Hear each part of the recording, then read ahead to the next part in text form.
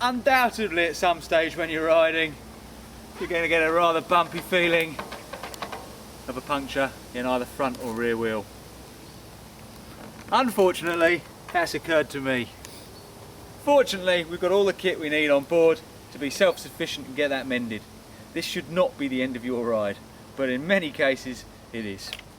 Two most common forms of puncture are going to be a pinch flat, where at some stage you've hit an object and it's pushed through without puncturing the tyre itself, but pushed through and trapped the inner tube against the rim and it's caused a hole in either side of the inner tube.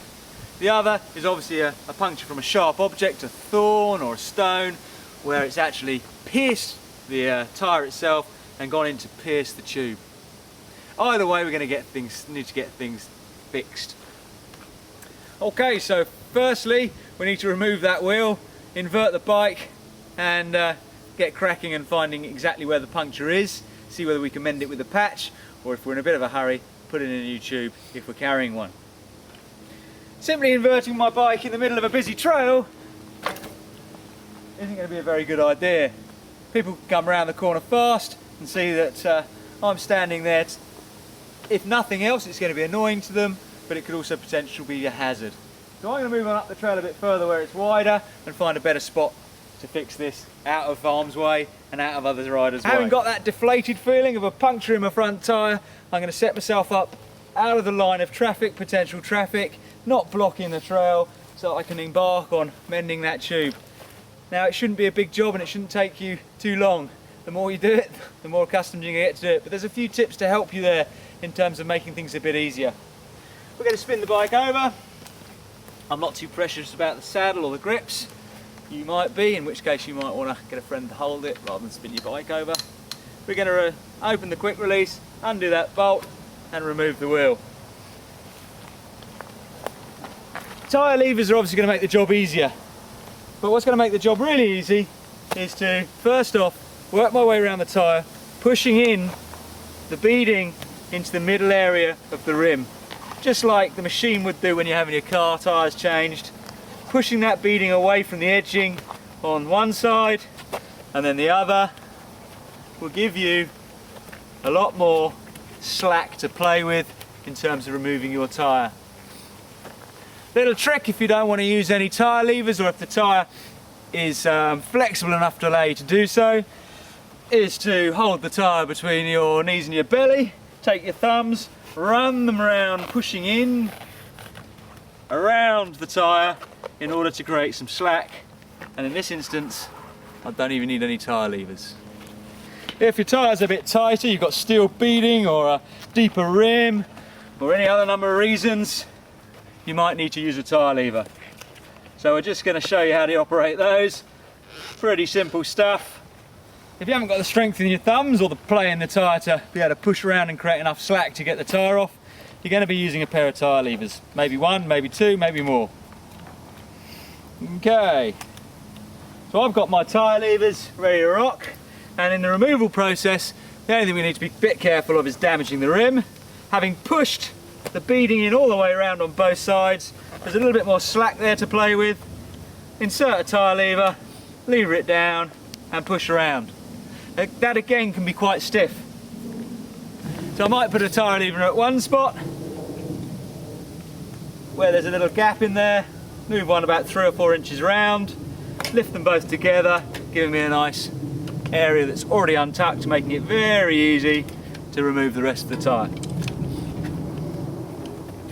If you're really struggling to get those tyre levers in and get them moving around, once you've got one tyre in, you can be pushing with all your might to try and loosen up that and flick the beading out from the rim, and your knuckles will suddenly slip and ram across the spokes. It removes the skin from your knuckles and is really painful. I've done it myself many times, well not too many times, but I don't want to be doing it too often. A little workshop tip for an extremely tight tyre, just to get that moving a little bit more freely, is to get my little syringe with grease in, pop a little bit of grease on the end of the tyre lever, then when I push it in here, it slides ever so freely against the rubber. The rubber doesn't stick too much to it and it slides around that much more freely, leaving my knuckles intact. I need to have a think about what potentially caused the puncture. And in order to locate the puncture itself, I'm going to have to take a look at the tube. So I'm going to pull it out from inside. I'm going to take off this thing here, pop that in the pocket, and take a look and roughly check out where the puncture might be. Now it might be visible. If it's a pinch flat and you stretch the tube as you go around it, you might be able to see a slit on one side, slit on the other. They tend to be quite long and quite big. If it's a very small puncture from a thorn, it might be harder to locate. So what I'm going to do is, remembering to keep the tyre in roughly the same place as where it was when it was embedded, is to put a little bit of air in there.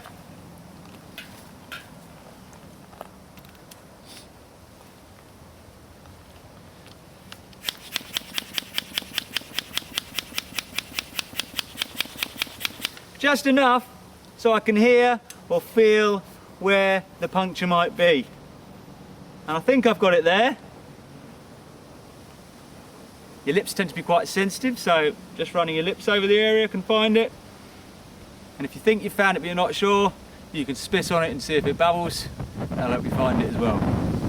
Okay, so having identified that this was actually a small puncture caused by something going through the tyre, very important that I remember roughly where that was in relation to the valve. In this case, just down here. And what I'm going to do is I'm going to check around the inside of the tyre with my hand and just feel for the offending item to see if it's still lodged in there. There's nothing worse than fixing a tube, popping it back in, inflating the tyre only to find you've left the offending thorn or whatever the problem was still through the tyre. And having found that, I can actually see the small hole but no thorn there, so nothing's lodged in there, and I've felt nothing, so I'm good to go when I've mended my tube or replaced my tube to put a fresh one in. If you are carrying a spare tube, there's a habit amongst some riders to take their broken, punctured tube and tie it on a tree. The theory being that another rider might want it. If you can't be bothered to take it home, don't think that someone else is going to pick it up. There's no dustman up here out in the trails. It looks a mess and it's not on, so just take it home with you. If you want to give it away, take it to your local bike shop, and they might have a charitable scheme where they'll send it off to another country to be mended. Okay, so I've located my puncture and I can see a very small hole in there. And I've got some patches. I've been lucky enough to have two types of patches. Newer style patches. Just peel off and stick on. Self-adhesive, no messing around. I might want to rough the area up a little bit. Piece of emery paper, rub gently against the tyre and just slightly rough up the rubber. Doesn't need to be too much. Give it a quick clean with your finger or something else just to make sure that you've got a clean piece of rubber to work with. If I'm using a peel and go, simply peel it off, cover the hole, make sure it's smoothed out nicely, pushing any potential bubbles out of there, and she should be good to go. If I'm using an older style kit, there'll be a little tube of glue in there and various sizes of patches. Literally rough up the rubber just the same, find the hole just the same, put a small piece of glue on there and wait for a few 30-45 seconds till it goes tacky, covering a wider area than the patch itself before you push the patch on. But here I've got stick them on and go, nice and handy, bingo. I'm going to give it a little time just to make sure it's fully stuck down rather than going straight away to inflate it. Find my wheel, find my valve, line up the valve, pop it in and start feeding that round. Now before I try and insert the tube, it's a good idea to give myself half a chance to give the tyre a bit of shape by putting a little bit of air in there, pop it back in,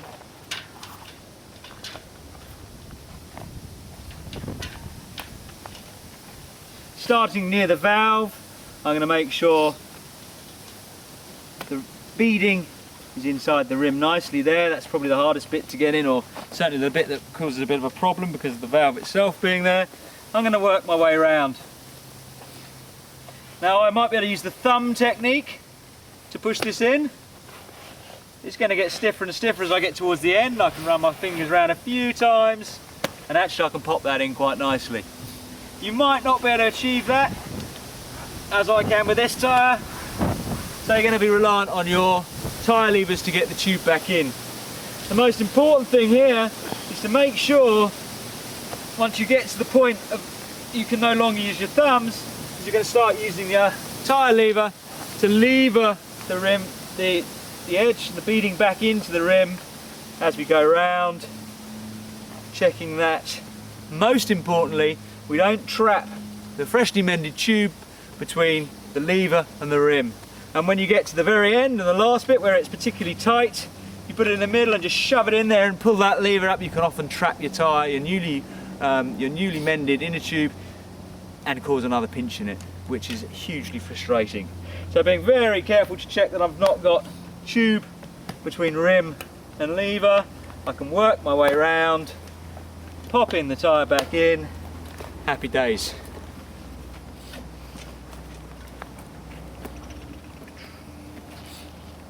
Going to find the valve. I'm going to put my little ring back on there, just to keep that in place. These have a little bezel which needs to be wound out so that the valve pushes in. Attach my pump and away I go, pumping until I've reached the desired tyre pressure. For those of you feeling a bit more flush or a bit more lazy, or both, there's the option of a CO2 canister. You simply line up the bezel, tighten it right up. Most of them come with a little neoprene cover or a plastic cover, because when you start to dispel the CO2 into the tyre,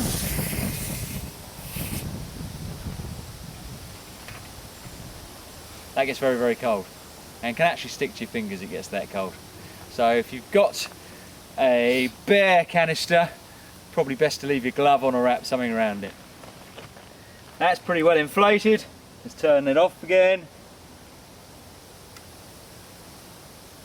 Undo it. Tighten up my valve so that doesn't knock around and cause a loss of air. Put my dust cap back on, keeping everything nice and clean in the valve, and reinstate my wheel.